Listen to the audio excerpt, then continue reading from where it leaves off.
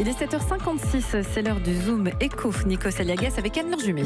Les chiffres trimestriels du chômage sont tombés hier. La France compte 16 300 demandeurs d'emploi en plus. Et on se rappelle la promesse d'Emmanuel Macron, atteindre un taux de chômage de 7% d'ici la fin du quinquennat. Est-ce que c'est réaliste? Est-ce que c'est encore possible, Anne-Laure Jumet? Eh bien, ça semble très mal engagé. La principale épine dans le pied du gouvernement aujourd'hui, c'est la croissance. En 2017, l'année d'élection d'Emmanuel Macron, l'activité s'était nettement accélérée, plus 2,2%. Mais pour cette année, les prévisions sont beaucoup moins optimistes, plus 1,6%.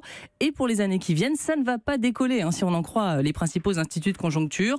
De quoi peser sur le marché du travail. On le voit déjà, cette année, les créations de postes ont été plus que divisées par 2 par rapport à l'an dernier. Est-ce qu'il y a des leviers pour atténuer l'impact de cette croissance un peu molle? Oui, bien sûr. Les gouvernements successifs ont souvent eu recours aux contrats aidés pour faire baisser les chiffres du chômage. Mais justement, Emmanuel Macron veut en finir avec ces emplois qu'il juge inefficaces.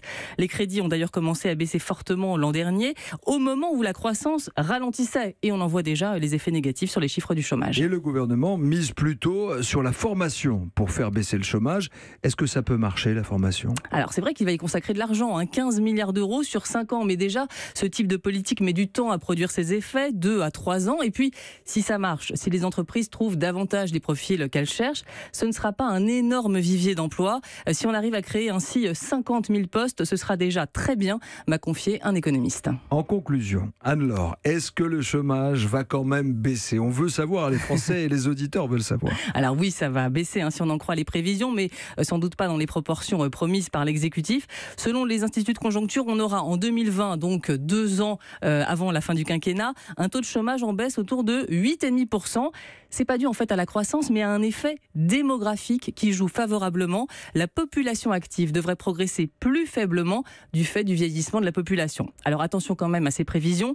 Les économistes le disent, on n'est pas à l'abri d'une crise financière d'ici la fin du quinquennat. Et là, on aurait bien entendu une remontée en flèche du chômage.